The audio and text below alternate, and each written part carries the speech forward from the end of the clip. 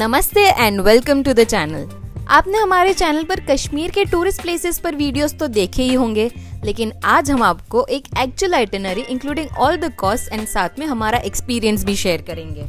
जब हमने सबसे पहले कश्मीर ट्रिप प्लान करनी चालू करी, हम ऐसे ही यूट्यूब पे वीडियोस देख रहे थे, गूगल पे सर्च कर रहे थे कि कहाँ घूमने जाए कश्मीर में, कैसे जाए, कितने दिन रुके, कहाँ रुके, ऐसे बहुत सारे क्वेश्चंस आ रहे थे। फिर हमें एक टूर पैकेज मिला जिसमें 4 नाइट्स 5 डेज का टूर प्लान था। अच्छा था पूरा प्लान, बट फिर जैसे जैसे हमने थोड़ी रिसर्च की, हमें लगा इतने दिन में हम घूम भी ले और शूट भी कर ले, ये थोड़ा ज़्यादा हेक्टिक हो जाएगा। तो इसीलिए हमने खुद से डिसाइड किया कहाँ कब जाएंगे, कितने दिन रुकेंगे। फाइनली हमारा ट्रिप 10 डेज 9 नाइट्स का हुआ। अब क्योंकि हम वहाँ घूम के वापस आए हैं तो हमें काफ़ी आइडिया हो गया है कि एक्चुअल आइटिनरी कैसे होनी चाहिए कश्मीर जाने के लिए। So let's begin. ये पूरा प्लान 7 नाइट्स 8 डेज का है। सबसे पहले हमने फ्लाइट बुक की गो एयर, जो थी मुंबई से श्रीनगर की, जिसमें अहमदाबाद का लेओवर था। इसका कॉस्ट था 7450। श्रीनगर आप ट्रेन से भी ट्रैवल कर सकते हैं, जिसके लिए पहले उधमपुर तक ट्रेन मिलेगी, जिसके बाद उधमपुर से बनिहाल बाय रोड आना पड़ेगा और फिर बनिहाल से श्रीनगर के लिए लोकल ट्रेन मिल जाएगी। जम्मू तक बाय ट्रेन आके फिर जम्मू से श्रीनगर बाय बस भी आ सकते हैं। बस में टाइम ज़्यादा लगता है और ट्रेन में बार बार ट्रेन चेंज करनी पड़ रही थी, तो इसलिए हमने बाय फ्लाइट जाना प्रेफर किया। हमने पहले से ही प्रीपेड टैक्सी बुक कर ली थी, जिसका एक दिन का कॉस्ट 2000 रुपीज़ था। श्रीनगर में कोई भी प्रीपेड सिम काम नहीं करती, लेकिन यहाँ एयरपोर्ट और रेलवे स्टेशन के बाहर से ही पोस्टपेड सिम मिल जाएगी। तो डे 1 की शुरुआत करेंगे दूध पत्री से। दूध पत्री श्रीनगर के बडगाम डिस्ट्रिक्ट में आता है और यहाँ पहुँचने के लिए 2 घंटे लगे। दूध पत्री नाम 2 शब्दों को मिला के बनाया गया है, दूध और पत्थर। जब यहाँ पानी पूरे फोर्स से बहता है तब पत्थर को टकरा के दूध जैसा सफेद दिखने लगता है और इसीलिए इसे दूध पत्री यानी कि वैली ऑफ मिल्क भी कहते हैं। तब मौसम थोड़ा बारिश वाला हो रहा था, तो रायार करके जो एरिया है वहाँ से बूट्स भी रेंट पर लेने के लिए रुक गए हम। इसके लिए 100 रुपीज़ पर पर्सन पे किया हमने। यहाँ आते ही इतना बड़ा लश ग्रीन मेडो दिखेगा, जिसे पूरा एक्सप्लोर करने के लिए एक दिन भी कम पड़ सकता है। दूध पत्री में एक्सप्लोर करने के लिए मेनली यहाँ की रिवर है, लेकिन अगर एडवेंचर करना हो तो एक पोनी हायर कर सकते हैं। यहाँ के खच्चर आपको दूध पत्री के ऐसे रास्तों से घुमाएंगे कि पूरे पैसे वसूल हो जाएंगे। दूध पत्री में शुरुआत 2500 से की थी यहाँ पे जो घोड़े वाले थे उन लोगों ने, पर बार्गेन करते करते लास्ट में हमने एक हॉर्स के लिए 500 पे किया था। ये लोग टिप भी मांगते हैं, तो इन चीज़ों का भी ध्यान ज़रूर रखें। दूध पत्री में आपको काफ़ी खाने के स्टॉल्स मिल जाएंगे, जिनमें यहाँ के लोकल्स मक्के की रोटी और सरसों का साग सबसे ज़्यादा रखते हैं। अगर आप ठंड के मौसम में जा रहे हैं तो इसे एक बार तो ट्राई ज़रूर करें। हमने सरसों का साग, मक्के की रोटी और मैगी ले ली थी यहाँ से। यहाँ से निकल के श्रीनगर पहुँच के सबसे पहले हम होटल में चेक इन करेंगे। डल लेक के पास में ही बुलेवार्ड रोड है, जहाँ पर बहुत सारी होटल्स हैं एंड ये एरिया टूरिस्ट से भरा हुआ ही रहता है, क्योंकि यहाँ से सारे मुगल गार्डन्स, शंकराचार्य टेम्पल जैसे प्लेसेस जा सकते हैं। हमारी होटल का नाम ब्राउन पैलेस था और इसका 1 नाइट स्टे का कॉस्ट 4000 था इंक्लूडिंग ब्रेकफास्ट। यहाँ पर चेक इन करके निकल जाओ बुलेवार्ड रोड पर वॉक करने, क्योंकि सनसेट के टाइम पूरे डल लेक का व्यू बहुत ही अच्छा हो जाता है। यहाँ घूमते घूमते काफ़ी रेस्टोरेंट्स भी दिख जाएंगे, लेकिन अगर आप हमारी तरह वेज खाना पसंद करते हैं तो नथू स्वीट्स जा सकते हो। यहाँ चाट, डोसा, छोले भटूरे जैसे फास्ट फूड आइटम्स मिल जाएंगी और साथ में यहाँ स्वीट्स, नमकीन, चॉकलेट्स ये सब भी था। हमने छोले भटूरे लिए जो काफ़ी अच्छे थे और फिर वहाँ से वॉक करते करते पहुँच गए ल्यू डिलीस नाम की बेकरी। हमें वॉलनट केक ट्राई करना था, लेकिन यहाँ डेजर्ट्स के इतने सारे ऑप्शंस देख के हम कंफ्यूज ही हो गए। हमने फाइनली चेरी चीज़ केक और डेनिश पेस्ट्री ली एंड ये बहुत यम्मी था। तो ये था हमारा डे 1 एंड इसका कॉस्ट आपको स्क्रीन पर मिल जाएगा।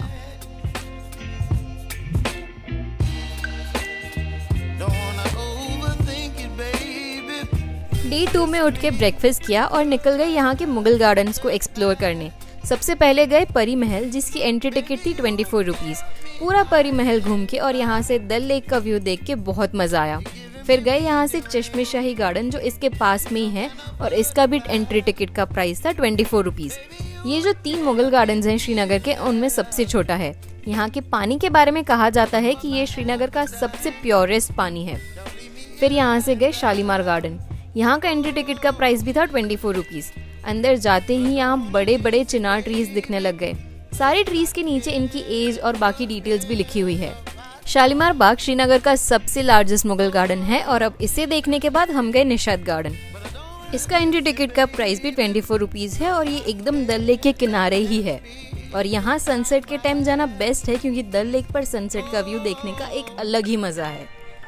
सारे मुगल गार्डन्स और परी महल को देखने के बाद डिनर करने बुलेवार्ड रोड के दिल्ली दी रसोई चले गए और यहाँ दम आलू खा के और पनीर चिल्ली पार्सल करा के डे 2 को ख़त्म किया।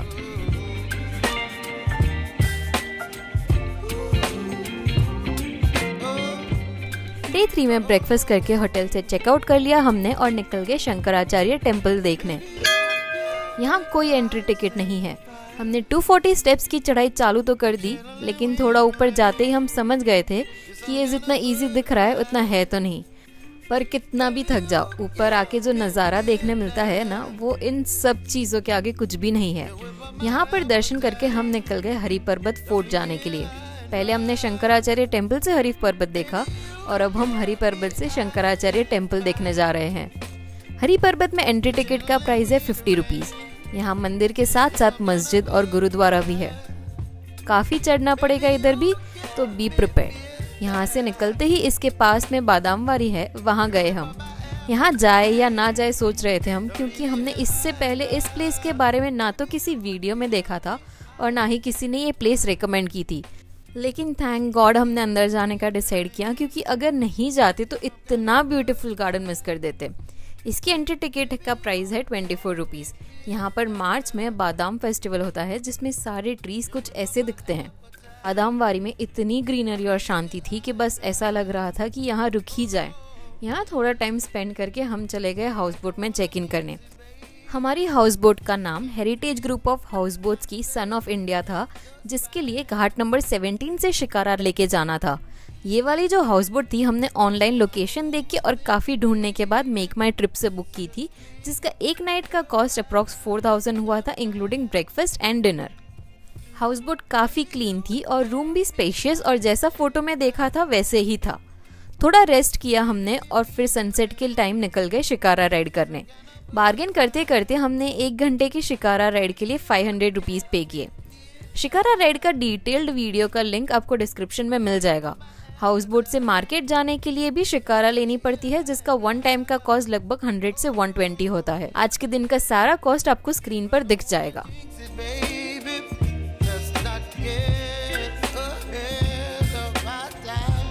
डे 4 में ब्रेकफास्ट करके हमने हाउस बोट को और श्रीनगर को बाय बाय बोला और निकल गए पहलगाम जाने के लिए। हमारे जो ड्राइवर थे उन्होंने कहा था कि पहलगाम जाते टाइम पाम्पोर आता है, जहां ओरिजिनल केसर ग्रो होता है और वहां पर ही सेल होता है। तो पाम्पोर के एक शॉप पर रुके हम केसर लेने, लेकिन उन्होंने हमें वहां शूट नहीं करने दिया।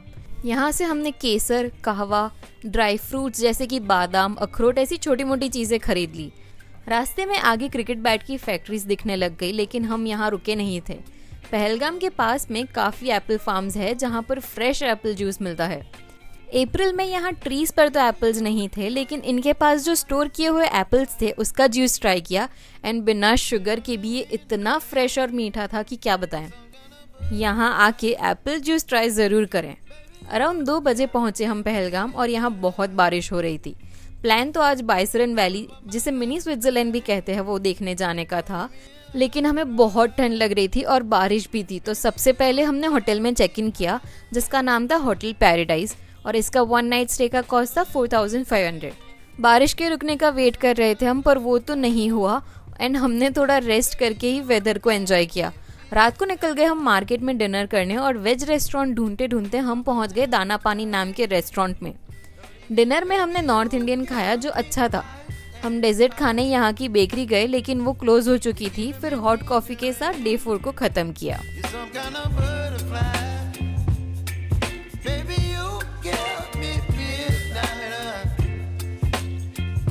डे 5 में हम निकल गए पहलगाम को एक्सप्लोर करने। बाइसरन वैली, कश्मीर वैली, दिनो वैली जैसी प्लेसेस के लिए हॉर्स राइड करके ही जाना पड़ता है, और बाकी प्लेसेस जैसे कि आरू वैली, चंदनवारी और बेताब वैली के लिए यहाँ की यूनियन टैक्सी हायर करके जाना पड़ता है। हमें एक और कपल मिल गया था यूनियन टैक्सी के लिए, तो सबसे पहले हम गए आरू वैली। आरू वैली पहलगाम से 12 किलोमीटर दूर है। यहाँ काफी सीनिक बैकग्राउंड्स है और यहाँ पर ही दिलीप कुमार की मूवी कर्मा की शूटिंग भी हुई है।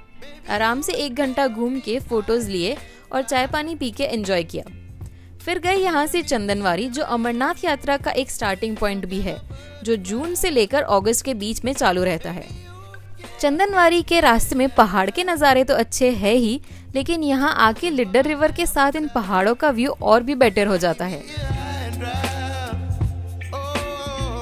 फिर यहाँ से गए हम बेताब वैली। इसका एंट्री टिकट है 100 रुपीज पर पर्सन। अब बेताब वैली से पहलगाम जाना जाता है या पहलगाम से बेताब वैली वो तो पता नहीं, लेकिन यहाँ आके हम समझ गए कि ये जगह टूरिस्ट में काफी पॉपुलर है, और हो भी क्यों ना। यहाँ से व्यू तो अच्छा था ही, लेकिन यहाँ का गार्डन और भी अच्छा था।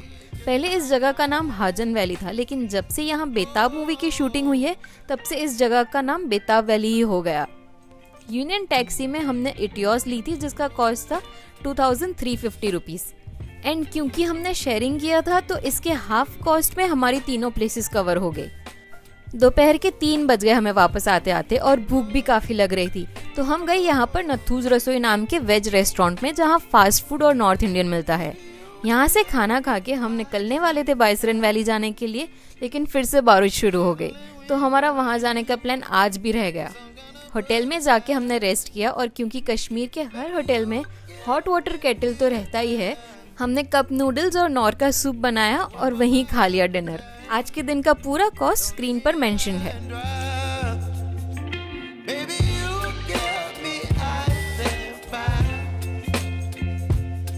डे 6 में हम अर्ली मॉर्निंग 6:30 ही निकल गए गुलमर्ग जाने के लिए। अराउंड 9:30 ही गुलमर्ग पहुंच गए हम, लेकिन गुलमर्ग से पहले टंगमर्ग पे रुके स्नो बूट्स और जैकेट के लिए, जिसका कॉस्ट था 400 रुपीज। गुलमर्ग पहुंच के सबसे पहले किया हमने होटल में चेक इन, जिसका नाम था यम्बरजिल, और इसका 1 नाइट स्टे का कॉस्ट था 5000 rupees including breakfast and dinner. यहाँ के रूम्स उतने अच्छे नहीं थे, लेकिन यहाँ से व्यू बहुत ही अच्छा था। इसके अलावा यहाँ JKTDC के हट्स भी थे, लेकिन ये बहुत जल्दी फुल हो जाते हैं एंड इसका एडवांस बुकिंग करना पड़ता है। गुलमर्ग में घूमने के लिए भी काफी पॉइंट्स हैं, जिसमें खिलनमर्ग और द्रंग वाटरफॉल टूरिस्ट में पॉपुलर है। घूमते घूमते अराउंड 11:30 पहुंचे गंडोला की लाइन में, क्योंकि हमारा 1:30 का स्लॉट था। गंडोला का फेज 1 तक का टिकट का प्राइस है 750 रुपीज और फेज 2 का 960 रुपीज, जिसमें रिटर्न जर्नी भी इंक्लूडेड रहती है। ये टिकट ऑनलाइन ही बुक करके आए, क्योंकि यहाँ टिकट काउंटर कभी ओपन होता है और कभी क्लोज। गंडोला टिकट बुकिंग और JKDC हट्स का बुकिंग लिंक डिस्क्रिप्शन में मिल जाएगा। जैसे ही हम 11:30 को गंडोला की लाइन में लगे, यहाँ इतनी भीड़ थी और थोड़ी थोड़ी बारिश भी हो रही थी। फिर हमें पता चला यहाँ कुछ लोकल गाइड्स थे जो लोगों से पैसे ले लेके लाइन स्किप करवा रहे थे। जैसे तैसे 2:30 नंबर लगा हमारा और फाइनली हम पहुंच गए फेज 1 पर। यहाँ इतनी हैवी स्नोफॉल हो रही थी कि फेज 2 तक जाना अलाउड भी नहीं था। वेदर थोड़ा खराब था, लेकिन हमने लाइफ की पहली स्नोफॉल देखी और स्नो में एंजॉय करने की जगह स्नोफॉल देख के मज़ा आ गया। यहाँ स्नो एक्टिविटीज़ भी हो रही थी, लेकिन मौसम खराब होने की वजह से जल्दी ही वापस जाने के लिए फिर से लाइन में लगना पड़ा। नीचे आके हमें थोड़ी भूख लग रही थी, तो यहाँ के मार्केट में जो छोटे छोटे खाने के स्टॉल्स हैं, उधर मैगी और पराठा खाया। अब बारिश और स्नोफॉल तो देख ली हमने आज, लेकिन जैसे लगा कि थोड़ी धूप निकली है, हम भाग के गए और पहाड़ों के बीच इस धूप का एक्सपीरियंस भी ले लिया। होटल में जाके हमने व्यू देखते देखते रेस्ट किया और डिनर करके डे 6 को ख़त्म किया।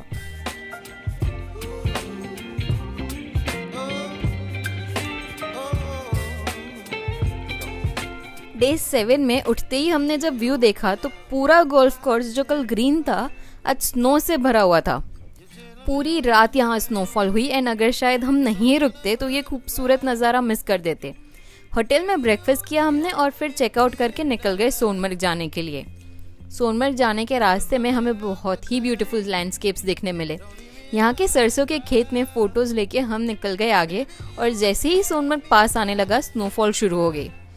बहुत हैवी स्नोफॉल हो रही थी और ऐसा लग रहा था जैसे हम अप्रैल में नहीं विंटर में घूमने आए हो। स्नोफॉल को एंजॉय करते करते हम पहुंच गए सोनमर्ग और वहां थाजीवास ग्लेशियर जाने के लिए निकल गए। यहाँ स्नोमोबिल और बूट्स की ज़रूरत थी एंड इसका कॉस्ट था 1500 रुपीज़ पर पर्सन। इसके लिए आप बार्गेन कर सकते हैं। यहाँ पर बहुत सारी मूवीज़ भी शूट होती है और ऐसे ही आप चाहें यहाँ पर अपना खुद का फ़ोटो शूट भी करवा सकते हैं। सोनमर्ग में हम नहीं रुकेंगे, लेकिन अगर सोनमर्ग से कारगिल वॉर मेमोरियल जाना हो तो इसके लिए यहाँ की लोकल यूनियन टैक्सी रेंट कर सकते हैं। थाजीवास ग्लेशियर और कारगिल वॉर मेमोरियल दोनों कवर करना हो तो 1 नाइट स्टे करना ही पड़ेगा। यहाँ अच्छे 3 स्टार से लेकर 5 स्टार होटल्स हैं एंड हम सजेस्ट करेंगे कि यहाँ के होटल में मील्स इंक्लूड करके ले, क्योंकि बाहर खाने के ऑप्शंस लिमिटेड ही है। सोनमर्ग हेवी स्नोफॉल की वजह से नवंबर से मार्च के टाइम बंद रहता है। इसे विजिट करने का बेस्ट टाइम अप्रैल से अक्टूबर का है। यहाँ से निकलकर हम चले गए वापस श्रीनगर और रात को वहाँ नाइट स्टे करके कल निकल जाएंगे वापस मुंबई के लिए। रिटर्न टिकट का कॉस्ट था 8,500 रुपीज।